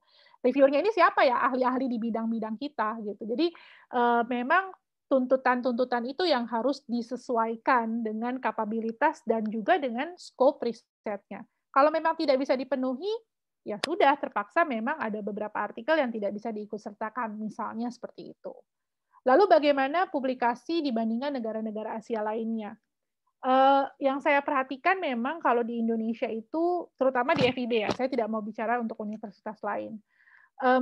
Kita itu kan seperti ada masa di mana saya nggak mau bilang dormant ya, tapi publikasi internasional itu tidak menjadi keharusan gitu ya. Terutama dulu ketika menjadi guru besar tidak perlu punya publikasi Scopus gitu. Jadi semua orang tidak menganggap bahwa publikasi internasional itu bukan penting tapi harus dilakukan. Lalu tiba-tiba it becomes something important. Jadi budayanya itu budaya kaget gitu.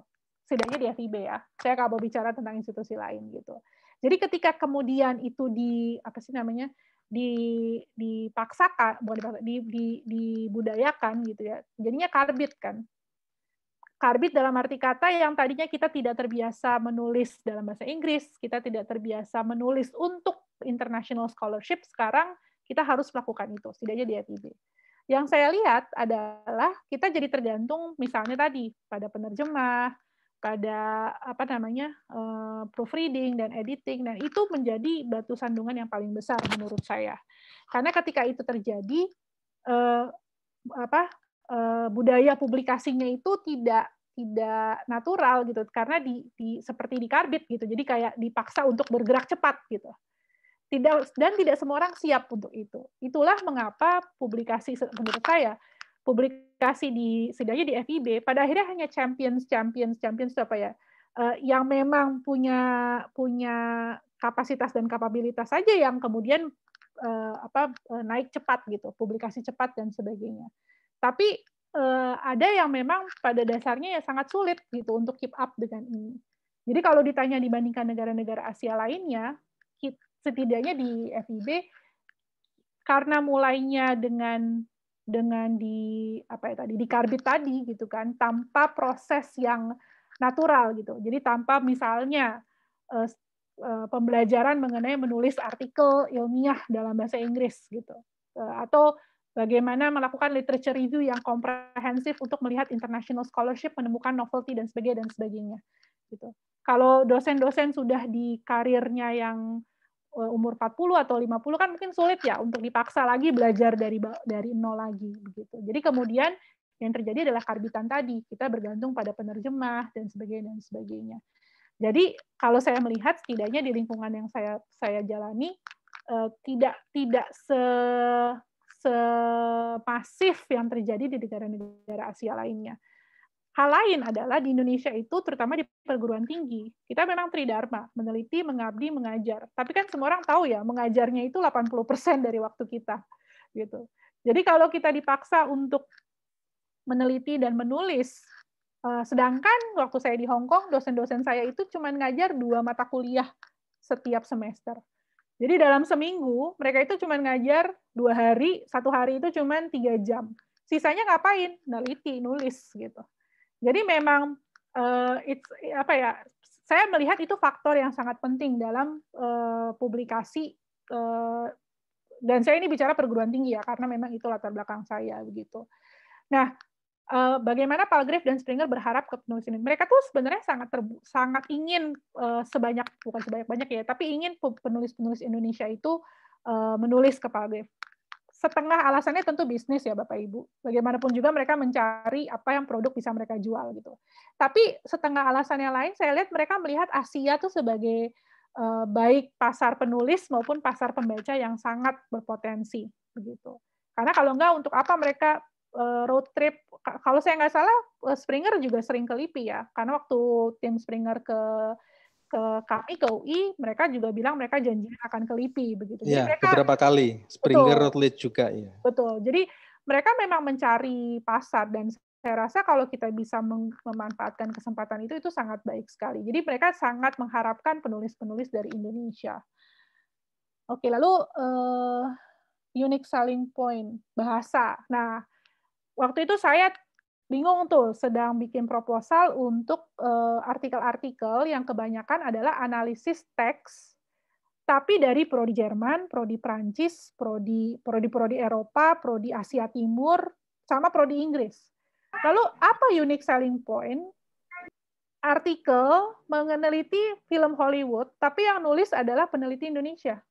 Atau artikel yang nulis dosen prodi Jerman tentang film Jerman gitu. Apa yang menjadi keistimewaan dibandingkan dengan edited volume yang nulis adalah peneliti Amerika tentang film Hollywood misalnya. Lalu ya kita sebagai editor harus kreatif ya, berpikir apa nih gitu. Yang kemudian saya jual adalah international perspective gitu.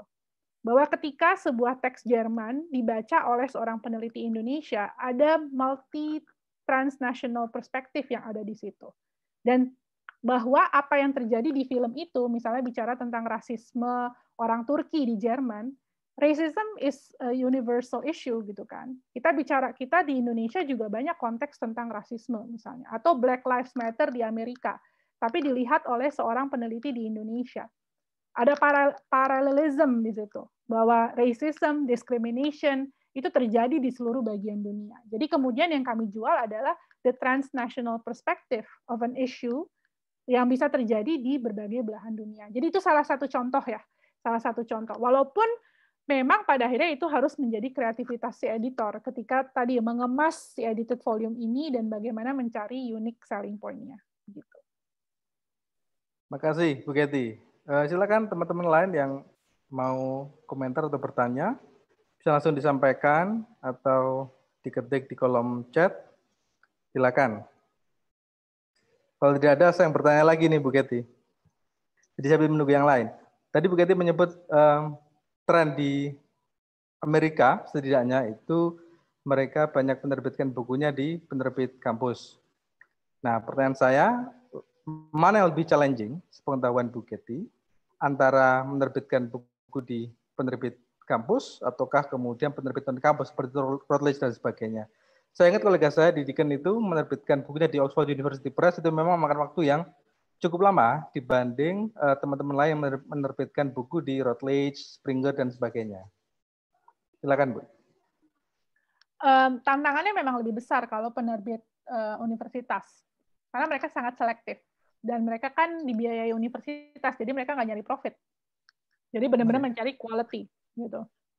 Jadi kalau dari beberapa teman saya, pengalaman mereka prosesnya jauh lebih rumit dalam arti kata tektok untuk revisi, untuk review dan sebagainya itu jauh lebih lama begitu.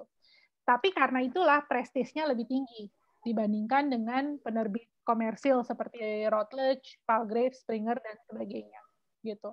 Jadi tapi kalau menurut saya dilihat juga tergantung motivasi kita untuk publikasi. Kalau untuk teman-teman ini kan karena untuk bisa tenure, mereka mendapatkan posisi pekerjaan menjadi dosen di beberapa universitas di Amerika, itu mereka harus punya setidaknya satu terbitan yang diterbitkan oleh university publisher gitu. Karena prestis tadi gitu ya. Tapi kalau misalnya kita di Indonesia itu tidak menjadi prasyarat atau tidak menjadi bagian dalam misalnya kepangkatan atau BKD atau apapun, sebenarnya tidak terlalu penting. Tapi yang saya lebih perhatikan justru adalah diseminasi gitu. Jadi biasanya commercial publisher ini proses diseminasinya tuh lebih luas gitu. Karena mereka tadi kan aiming-nya kan untuk profit gitu. Jadi mereka marketingnya akan jauh lebih banyak dan sebagainya dibandingkan university publisher gitu. Jadi kalau memilih publisher itu sih saya melihatnya ke diri sendiri aja. Untuk apa saya publish? Tujuan saya publish apa? Gitu. Kalau saya seorang profesor di Amerika dan butuh tenure, ya mau nggak mau saya harus cari penerbit di Amerika university publisher. Tapi kalau saya di Indonesia, saya mau jadi let's say guru besar, ya saya harus cari yang terindeks Scopus misalnya. Jadi at the end memang ini juga itu ya dua sisi yang sangat bertentangan ya. Di satu sisi tujuan kita adalah diseminasi ilmu, tapi di sisi lain tetap practical reasoning gitu dalam memilih publisher. Kita mau publish ini tujuannya apa? Apakah untuk dapat kenaikan pangkat atau apa? Jadi milih publisher pun harus ke arah situ. Tapi tetap menurut saya sisi bahwa publishing itu adalah untuk diseminasi ilmu itu tetap menjadi priority gitu kan, tetap harus menjadi tujuan utama gitu. Oke, makasih Bu Kety. Ini sudah ada pertanyaan yang masuk. Saya kira ini satu komentar dan 2 pertanyaan terakhir ya. Ini kita sudah mau jam 3. Jadi komentar dari Bu Ari tadi menegaskan dan mengamini apa yang disampaikan Bu Kety soal betapa jam mengajar dosen di Indonesia itu sangat luar biasa. Jadi itu menjadi salah satu kendala untuk melakukan riset dan menulis gitu. Walaupun kita tetap harus menulis. Nah ini dari Pak Hari lagi, 2 pertanyaan soal sistematika atau anatomi atau urutan dalam manuskrip untuk masing-masing chapter dan apakah ada gaya penulisan atau selingkung yang harus diikuti, terutama penerbit Springer. Silakan Bu Kety. Untuk anatomi tergantung bidangnya Pak. Jadi kemarin kami berusaha membuat seragam, tapi kemudian dari Springernya bilang nggak harus seragam sih gitu ya, karena misalnya sastra dan linguistik tuh anatominya beda banget. Kalau di sastra itu intro, analysis, conclusion. Tapi begitu di linguistik itu harus intro, method, results, discussion and finding, conclusion. Gitu. Jadi memang tiap bidang itu punya gaya yang berbeda-beda. Nah, Springer itu tidak menetapkan. Jadi Springer itu tidak menetapkan harus gaya yang mana begitu ya. Tapi konsistensi. yang penting oleh Springer. Ya, jadi kalau misalnya Bapak Ibu menggunakan yang introduction, method, result, findings and discussion, conclusion, ya semua chapter harus seperti itu. Jadi jangan beda-beda gitu. Sama halnya dengan referencing. Jadi MLA kah atau APA kah, mereka nggak punya ketentuan. Boleh pakai Chicago, MLA, APA, terserah. Yang penting konsisten. Dari awal sampai habis itu harus konsisten. Sama juga dengan gaya selingkung. Kemarin saya bahkan bertanya British English atau American English gitu. Tapi Springer dan Palgrave itu kan global ya. Springer itu bahkan Belanda gitu. Jadi mereka nggak punya preferensi apakah American English atau British English gitu. Jadi intinya kalau Springer Palgrave itu konsistensi, jangan berbeda-beda gitu. Jadi jangan satu chapter British English, satu chapter American English. Nah itu yang mereka tidak terima gitu. Yang penting harus konsisten begitu. Oke, terima kasih Bu Getty. Saya tahu ada banyak pertanyaan yang belum disampaikan, tetapi kita sudah sampai di penghujung waktu.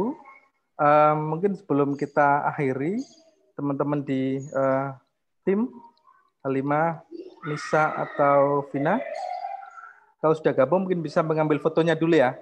Jadi mohon teman-teman untuk mengaktifkan videonya untuk diambil fotonya.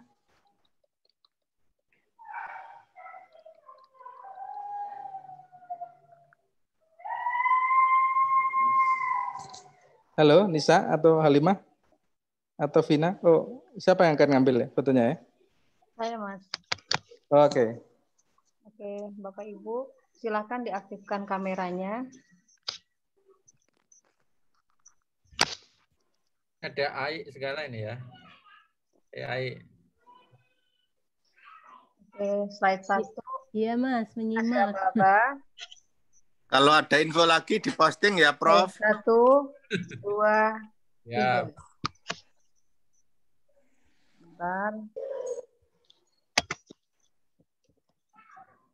Kita kan biasanya diajak Bu Putih, dilibatkan tim yang diedit. Untuk slide 2, slide 2 masih banyak yang belum on kameranya. Kameranya tolong Bapak Ibu ya, diaktifkan. Oke, 1, 2, 3. Terima kasih Bapak Ibu. Sampai ketemu edisi berikutnya, ditunggu. Sekali lagi terima kasih Bu Getty atas waktunya. Jadi jangan bosan Bu, kalau kita undang lagi baik oleh tim maupun PMB, karena memang tahun ini kemungkinan PMB akan banyak rencana publikasi internasionalnya. Jadi Mas Najib nanti nih akan jadi komando. Saya kira itu dari kami atas nama tim.